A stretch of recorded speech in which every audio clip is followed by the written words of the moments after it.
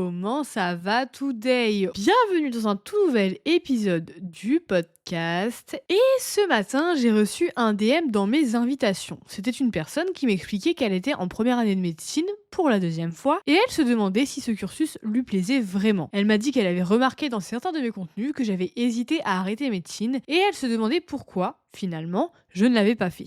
J'ai trouvé sa question super pertinente et en y réfléchissant, je me suis dit que la réponse était un peu trop longue pour un simple message. Donc j'ai décidé de lui répondre ici, dans ce podcast. Aujourd'hui, je vais donc vous expliquer tout simplement pourquoi je n'ai pas arrêté mes études de médecine. Alors, c'est parti!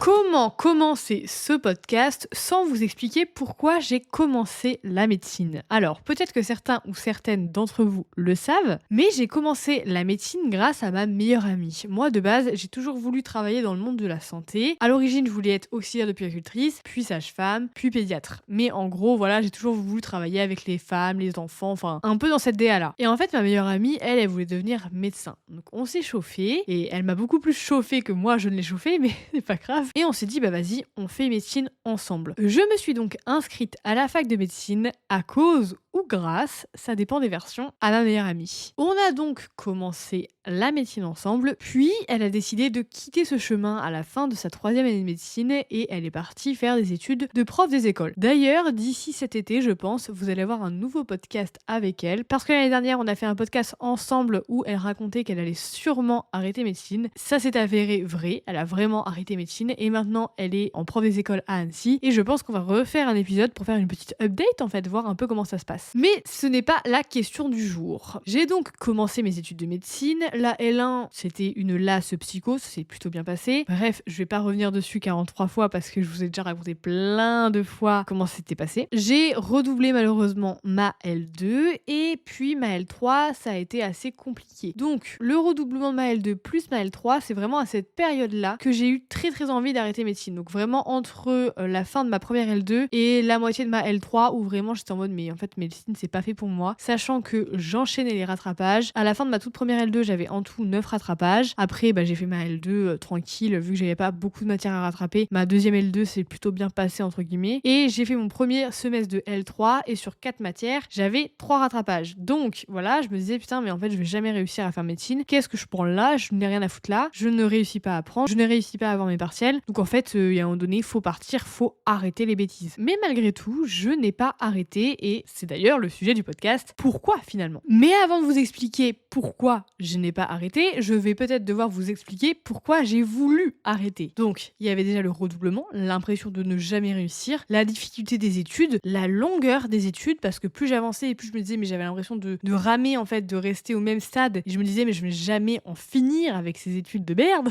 Et puis la désillusion aussi petit à petit parce que en fait je me suis rendu compte que la médecine c'était quelque chose de très somatique, de très clinique, de très protocolaire. C'est quelque chose en fait si t'as ça et ben donc du coup tu fais ça et ça donne ça. C'est quelque chose vraiment de tac tac tac. On est sur du protocole. Et donc en fait au fur et à mesure des stages que j'ai fait, j'ai trouvé que le plan somatique ne m'intéressait pas tant que ça. Par exemple analyser des bios, analyser un scanner, essayer de recueillir la clinique de la personne, essayer de mettre en lien la clinique avec ce que tu as dans tes données biologiques. Bref, tout un tas de choses qui font que moi, j'aimais pas spécialement ça. Moi, ce que j'aimais, c'est parler avec des patients, c'est rigoler avec des patients, c'est les soutenir, c'est être là pour eux, c'est être vraiment dans l'échange. Et en fait, quand tu es médecin, je trouve que l'échange n'est pas toujours là. Alors après, ça dépend des médecins, mais il y a parfois certains médecins où il y a une absence d'échange. Et je trouve ça vraiment un peu tristoun. Là, par exemple, je suis en stage de gériatrie et en fait, moi, des fois, on me demande des missions qui ne sont pas du tout mes missions. Par exemple, on me demande de faire du brancardage. La dernière fois, j'ai dû aller voir une patiente aux urgences parce qu'en fait, elle allait monter en gériatrie. Donc, j'ai dû faire l'examen clinique aux urgences. Je suis partie voir la patiente et aux urgences, en fait, on m'a dit oh, bah vas-y, j'ai la flemme d'appeler un brancardier. Est-ce que tu veux bien la brancarder? Donc, finalement, j'ai brancardé la patiente. Je l'ai amenée du coup dans sa chambre. On l'a mise au lit avec l'aide-soignante. Et après, j'ai dû redescendre le lit aux urgences parce que forcément, il restait un lit en plein milieu du couloir. Et en fait, bizarrement, ces missions qui ne sont pas mes missions et qui n'ont aucun rapport avec quelque chose de somatique, et j'aime bien, c'est bête, hein. Mais parce que pendant que je brancarde la patiente, on discute, on parle, on la rassure, on apprend à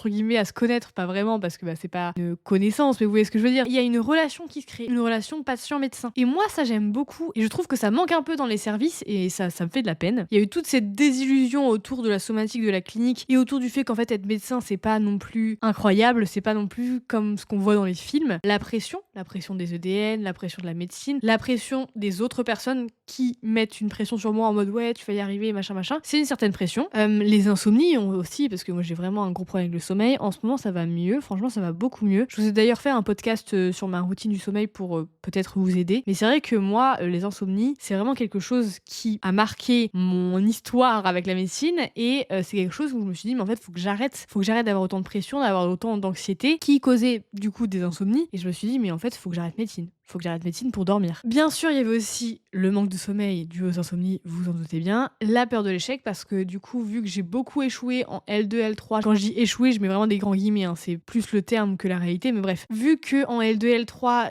j'avais beaucoup d'échecs, j'avais peur de ne jamais réussir, peur de ne jamais trouver ma méthode, peur d'être nul, peur d'être un médecin nul et je me suis dit mais en fait, je n'ai rien à foutre ici. Donc ça, c'est un petit peu toutes les raisons où je me disais mais faut que j'arrête ces études, elles ne me correspondent pas, ça ne matche pas en fait avec ma personne. Bon, maintenant que je vous ai expliqué pourquoi j'avais envie d'arrêter médecine et que je vous ai mis un petit peu dans le contexte, je vais vous expliquer pourquoi je n'ai finalement pas arrêter la médecine. Alors vous allez voir, il y a des choses qui sont plutôt cool et d'autres choses dont je suis un peu moins fière qui font que je n'ai pas arrêté médecine. Donc voilà, c'est un mélange de plein de trucs et je commence par le premier point qui est la pression que je ressentais via mes parents. Alors mes parents ne sont pas du tout médecins, vraiment, c'est des comptables, voilà. C'est des petits comptables en chillance et en fait, ils étaient trop contents que je réussisse ma première année de médecine et en fait, ils étaient beaucoup derrière moi en me disant allez, tu vas y arriver, machin. Et dès que je leur parlais de doutes, dès que je leur parlais de difficultés, eux ils étaient persuadés que moi je pouvais réussir, que je pouvais y arriver, que j'avais trouvé une solution pour mieux apprendre, que j'étais faite pour être médecin, tout un tas de croyances qu'ils avaient envers moi. Je dis pas que leurs croyances étaient fausses, mais en fait ils mettaient une certaine pression parce que du coup j'avais l'impression que je ne pouvais pas arrêter. Alors bien sûr quand j'en ai discuté avec mes parents, ils me disaient que oui je pouvais arrêter, que ils étaient compréhensifs, qu'il n'y avait pas de souci, si je voulais arrêter j'arrêtais, mais je ressentais quand même cette pression et j'avais l'impression que au fond d'eux ils voulaient pas que j'arrête. Moi j'ai une problématique dans ma vie, c'est que je n'aime pas décevoir les autres, mais les autres en règle générale, je parle pas uniquement de mes parents, je parle de tout le monde et donc quand ils me disaient ça et que je voyais qu'en fait au fond d'eux ils étaient déçus, et d'un côté je me disais je peux pas arrêter, en fait je peux pas arrêter parce que si j'arrête je vais les décevoir, alors que je pense pas qu'ils auraient été réellement déçus. Alors forcément sur le coup peut-être qu'ils auraient dit bon fais chier quoi, mais ils m'en auraient pas voulu toute ma vie, ils auraient pas été déçus toute leur vie en mode oh mon dieu elle a arrêté médecine mais quel enfer et pourquoi elle a fait ça, vous voyez, vraiment en chillance quoi. Mais moi je le vivais pas comme ça et maintenant ça va mieux. J'ai pris beaucoup de recul avec cette problématique qui est de vouloir plaire aux autres même si c'est pas encore parfait. Mais voilà, un des facteurs qui fait que je n'ai pas arrêté médecine, c'est parce que je ressentais une certaine pression vis-à-vis de mes parents, vis-à-vis de ma famille, vis-à-vis de plein de choses qui font que je me suis dit mais en fait je suis obligée de continuer, maintenant que j'y suis je peux pas m'arrêter. Et il y a aussi ce point là, c'est qu'on a l'impression que quand on rentre en médecine on ne peut plus s'arrêter, comme si c'était quelque chose, une fois qu'on est rentré dans la boucle, et les gens te disent c'est bon, maintenant que t'es rentré en médecine ça va le faire, ça va y aller, toute route quoi. Et t'as l'impression que tu peux pas t'arrêter, tu ressens un peu cette pression, mais pas forcément de gens que tu connais, du monde en général, tout le monde n'est pas en mode allez maintenant que t'as fait médecine tu t'arrêtes pas, mais vous voyez ce que je veux dire, il y a une pression qui pèse sur toi en mode mais non mais maintenant que t'y es tu continues en fait. Et moi je n'ai pas réussi à vaincre cette pression et je suis admirative des personnes qui veulent arrêter médecine et qui arrivent à arrêter médecine et du coup qui mettent vraiment un gros stop à cette pression et je trouve ça vraiment formidable. Autre point, c'était la flemme de reprendre d'autres études. Alors ça, c'est un point dont je ne suis pas forcément très fière, mais c'est la réalité. En fait, moi, dans ma tête, mes études se terminent au moment où je suis interne. C'est faux, bien sûr que c'est faux. Ça continue quand t'es interne, tout ça. Je me dis qu'à partir du moment où je suis interne, je pourrais avoir une vie globalement meilleure. Je me disais qu'en fait, pour moi, l'internat, c'était égal à une vie meilleure. Bon, maintenant, j'ai un peu changé de vision et je suis en mode, mais en fait, la vie, le bonheur, ça commence maintenant, ça commence pas à un moment T. Donc je suis en mode, l'externat, j'essaie de le vivre beaucoup plus en harmonie avec moi, en équilibre avec moi pour qu'aussi je ressens du plaisir à être ici et je me dis pas juste oui c'est à partir du moment où je serai interne que je serai heureuse. Donc ça j'ai changé un peu mon mindset là-dessus, mais je pensais en tout cas que l'internat c'était la fin de mes études et qu'après j'allais être heureuse. Et donc quand je comptais, il me restait moins de temps avant de devenir interne plutôt que de reprendre des études de zéro, de faire un master, machin. En fait c'était plus court. Moi je suis une personne flemmarde, vous le savez peut-être, mais je suis quelqu'un qui a extrêmement la flemme de beaucoup de choses. Malgré le fait que je fasse énormément de choses, je cours, je vais à la salle de sport, bah forcément je vais en stage, je m'occupe du chien, je fais mon ménage, enfin je fais plein de choses dans ma vie, mais j'ai la flemme. Je sais que ça peut paraître totalement deux opposés, mais en fait, dès que je fais quelque chose, j'ai la flemme de le faire. Et je m'oblige à faire beaucoup de choses. Et ça, c'est une problématique que j'essaie de régler, notamment avec ma psy. Mais c'est vrai qu'il y a beaucoup de choses dans mon emploi du temps qui sont en fait des obligations. Je m'oblige à les faire. Et c'est pas quelque chose de négociable. Mais en gros, c'est ça qui me fait vaincre ma flemme. C'est vraiment le fait que je me dise, bah non, en fait, ça c'est obligé, t'es obligé de le faire, donc tu le fais. Mais au fond de moi, j'ai la flemme. Bref, c'est un autre sujet. Mais voilà, la flemme de reprendre d'autres études en fait. J'avais la flemme de commencer un nouveau cursus, de devoir rencontrer de nouvelles personnes, de devoir tout reprendre à zéro. En fait, ça me paraissait trop compliqué, ça me paraissait trop insurmontable. Et encore une fois, toutes les personnes qui veulent arrêter médecine ou qui ont arrêté médecine parce que ça ne leur correspondait pas, parce qu'ils avaient envie de faire autre chose, je le trouve extrêmement courageux parce que c'est tellement courageux de pouvoir reprendre les choses à zéro, de se dire bah c'est pas grave, j'ai tenté un truc, ça a pas marché, je raye ça, hop, et on refait autre chose. Et bah voilà, ma meilleure pote a repris des études, bon bah elle est arrivée directement en master pour être professeure des écoles. Elle a pas eu à refaire une licence parce qu'en fait la licence de médecine, comme n'importe quelle licence, ça peut marcher pour faire le master MEF, donc le master prof des écoles. Bref, là n'est pas la question, mais du coup elle est arrivée en master et puis elle a repris ses études et tout ça, donc ça je trouve ça génial. Mais moi c'est un truc que je n'arrivais pas à faire. Ça me paraissait beaucoup trop énorme comme montagne à surmonter. Et donc du coup j'étais en mode mais non mais je peux pas, c'est impossible. Autre point qui a fait que je n'ai pas arrêté la médecine, c'est en fait en L3 on avait des vendredis matin où on était en stage, où on était en fait dans des services. Et j'ai eu la chance de tomber sur le service de psychiatrie et d'être avec une interne de psychiatrie qui était tout simplement incroyable. Et en fait, c'est con ce que je vais vous dire, mais elle a remis de la lumière dans mes yeux. Je sais pas comment dire, genre elle m'a redonné une lueur d'espoir. Je me suis vue être psychiatre, je me suis vue vivre cette spécialité et je me suis dit, mais en fait, c'est ça qu'il me faut. Il faut que je sois psychiatre, il faut que je sois dans cette filière-là, dans cette spécialité-là. C'est vraiment cette personne et vraiment parfois je la croise à l'internat. Alors elle sait pas du tout ça, mais quand je la croise, j'ai un peu ce regard un peu d'espoir envers elle. Je suis en mode, mais en fait, tu le sais pas, mais c'est toi qui m'as redonné la motivation de continuer et c'est toi qui a permis de donner un sens à la médecine parce que je me suis dit mais en fait je veux être cette personne, je veux être comme elle est juste géniale, elle est souriante, elle est agréable, elle est tellement cool avec les patients, elle a plein de connaissances et en même temps elle a envie de donner des connaissances et de partager tout ce qu'elle connaît. Enfin bref, j'ai adoré cette personne et c'est elle qui m'a mis une petite graine dans ma tête et qui m'a dit mais en fait la psychiatrie c'est pas si mal et ça m'a permis d'aller vers l'avant et d'essayer de continuer d'avancer. Donc vraiment je ne peux que la remercier parce que c'est grâce à elle que j'ai eu envie d'être psychiatre et c'est grâce à elle que en partie j'ai continué la médecine. Autre point primordial, le contact humain. Moi je peux pas vivre sans... Alors c'est étonnant, c'est assez paradoxal. Quand je suis chez moi, quand je suis en off, entre guillemets, j'ai énormément besoin d'être seule. Voilà, je suis quelqu'un d'assez solitaire, je suis une personne solitaire finalement. Et j'ai vraiment besoin d'avoir mes temps seuls, d'avoir des moments calmes, des moments où il n'y a pas de bruit, où personne me parle, où je fais ce que je veux, où je suis pas limitée dans mes activités. Enfin vraiment, je suis quelqu'un qui adore la solitude, même si parfois j'en souffre, mais c'est quand même plutôt positif pour moi que négatif. Parce que bien sûr, parfois c'est embêtant de pas avoir d'amis, de pas avoir de contact avec d'autres personnes et tout ça, même si franchement ça s'est amélioré, j'ai rencontré des gens, enfin le podcast, les réseaux, tout ce que je fais autour, ça m'aide sur plein de choses et ça m'aide aussi à prendre confiance en moi et à aller plus vers les autres pour du coup pallier à cette solitude sociale. Mais par contre, j'adore la solitude chez moi et tout, être tranquille chez moi, ça c'est ma passion, hein. Vraiment, je ne veux jamais changer ça. Pour autant, j'adore le contact humain, j'adore aider les personnes, j'adore avoir un vrai sens, je sais pas, avoir un rôle pour eux et me dire putain je peux l'aider, je suis en capacité de l'aider. Alors bien sûr je ne vais pas résoudre tous les problèmes, je me prends pas pour Dieu, hein.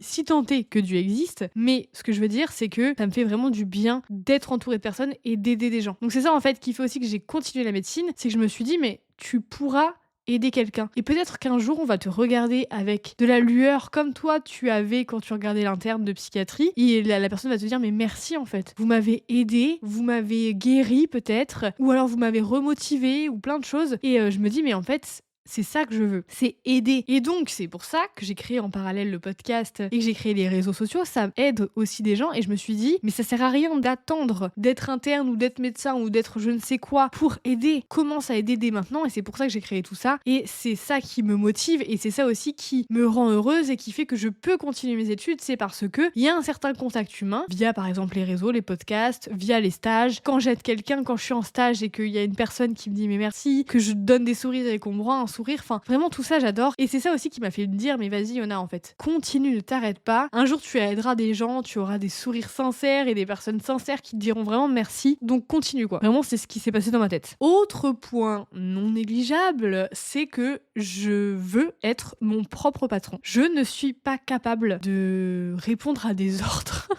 Non, ça me fait beaucoup rire parce qu'en fait, je déteste qu'on me dise quoi faire. C'est un truc, ça m'énerve. Ça m'insupporte qu'on me dise, bah, fais ci, fais ça. Sauf quand je le demande, hein, bien sûr, hein, quand je pose une question ou, bien sûr, là, en tant qu'externe, des fois, on me dit, fais ci, fais ça. Je le fais et je ne dis rien. Mais c'est quelque chose qui m'énerve. Et ce qui m'énerve aussi, c'est les personnes qui choisissent mes horaires, les personnes qui choisissent mes vacances, les personnes qui choisissent ce que je peux faire ou ne pas faire. Je ne peux pas choisir avec qui je travaille parce que du coup, c'est imposé. Quand t'es dans un CHU, bah, tu travailles avec les personnes qui ont été recrutées, quoi. C'est imposé. Alors des fois, bah, y a des personnes avec qui tu t'entends bien, mais il y a des personnes aussi avec qui tu t'entends mal. Enfin bref, et tout ça j'aime pas. Je n'aime pas. Moi, ce que je veux, c'est créer ma boîte, mon cabinet, mon entreprise, avoir peut-être des salariés, travailler avec des personnes, peut-être créer un cabinet avec plusieurs personnes dans le cabinet, enfin un pôle de santé quoi entre guillemets. Mais en fait, je veux être mon propre patron. Je veux choisir mes horaires, choisir quand j'arrête de travailler, choisir mes vacances, ne pas me dire ah bah j'ai que 5 semaines de vacances par an. Non non non, je veux avoir le nombre de semaines que je veux. Alors bien entendu, il faut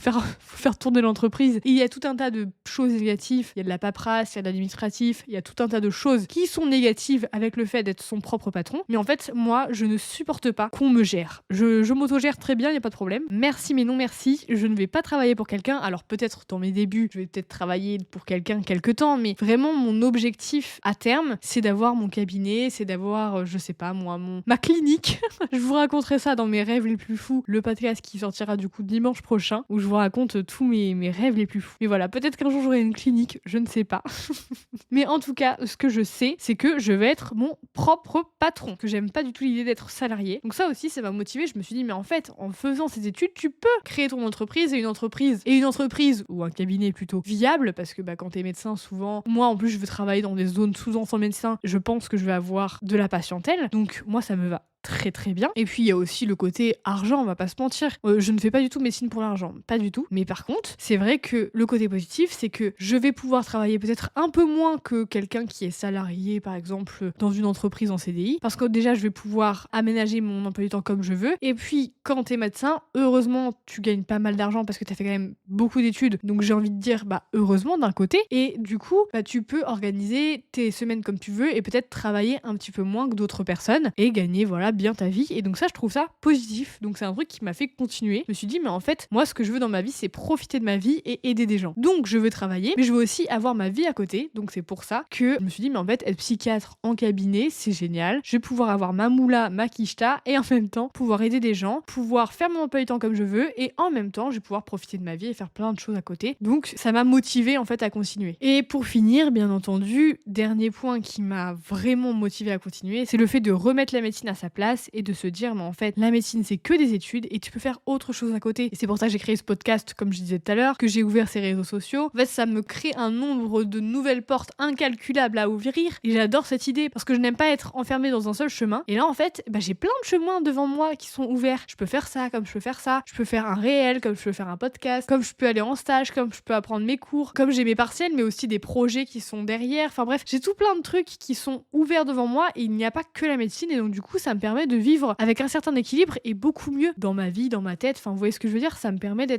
garder un élan, en fait, une motivation, du plaisir et puis ça me procure du bonheur. Donc ça fait que j'ai plus envie d'arrêter la médecine parce que justement je peux aider des gens à travers les réseaux, je peux parler de mon cas, de mes ressentis, de comment je ressens les choses, même si des fois c'est très très dur, même si des fois j'en ai ras le cul, même si en ce moment d'ailleurs j'en ai même ras le cul, j'ai du mal à travailler, il y a plein de choses qui font que ça peut être négatif, je me dis c'est pas grave, ça peut me servir pour faire autre chose, je transforme en fait ce que j'arrive pas à faire par quelque chose de positif, je transforme le fait de ne pas réussir à travailler en le fait de faire un réel pour vous dire que je n'arrive pas à travailler et justement vous faire sentir moins seul. Enfin, vous voyez ce que je veux dire? J'essaie de transformer les choses négatives en choses positives pour avancer et pour réussir à aller au bout de ce que je veux faire en fait. Je sais pas si je vais réussir à tout faire parfaitement et c'est pas grave. Mais ce que je veux dire, c'est que ça me donne une ligne conductrice et ça me permet d'avancer tout simplement. En vrai, si je devais résumer, c'est un mélange de hasard, de réflexion et de recherche de sens qui fait que je suis toujours ici en médecine. Si les choses s'étaient passées autrement, peut-être que je serais partie sur un tout autre chemin. Et au fond, le côté positif dans tout ça, c'est que je ne pense pas qu'on soit fait pour un seul métier toute notre vie. On a le droit d'évoluer, de changer, d'explorer d'autres directions encore et encore. Moi, j'ai choisi de continuer médecine, mais en parallèle, j'ai aussi ouvert le champ des possibles. J'ai créé ce podcast, je me suis lancée sur Instagram. Au départ, c'était juste du partage, simplement l'envie de raconter, d'échanger, mais peut-être que ça m'amènera aussi vers d'autres opportunités que je ne connais pas encore, d'autres projets, d'autres rencontres, et d'ailleurs, c'est déjà le cas. Grâce à ça, j'ai rencontré des personnes absolument merveilleuses. Je crois qu'au fond, si je n'ai pas arrêté médecine, c'est aussi parce que j'ai arrêté de penser que c'était la chose la plus importante de ma vie. Je l'ai remise à sa place, j'ai laissé de l'espace pour le reste. Et puis, il y a aussi des perspectives qui ont commencé à apparaître, la possibilité d'exercer une spécialité qui me corresponde davantage, comme la psychiatrie, l'idée de pouvoir construire une pratique qui me ressemble, être indépendante, organiser mon emploi du temps, peut-être pouvoir avoir mon propre cabinet, bref, imaginer une vie professionnelle qui ait du sens pour moi. Avec le temps, j'ai aussi commencé à voir le positif de ce parcours, tout ce qu'il m'apporte, les rencontres, le partage, les nouvelles portes qui s'ouvrent, parfois même en dehors de la médecine, notamment grâce aux réseaux sociaux. Donc si je n'ai pas arrêté médecine, ce n'est pas parce que tout était facile, c'est simplement parce que au milieu de tous les doutes, il y avait toujours une petite raison de continuer. Et parfois, c'est tout ce dont on a besoin pour avancer juste un pas de plus. Et si toi qui écoutes cet épisode, tu te poses les mêmes questions, sache que c'est normal de douter, ça fait partie du chemin. Merci d'avoir écouté cet épisode jusqu'au bout et moi je vous dis à dimanche prochain. Portez-vous bien. Ciao!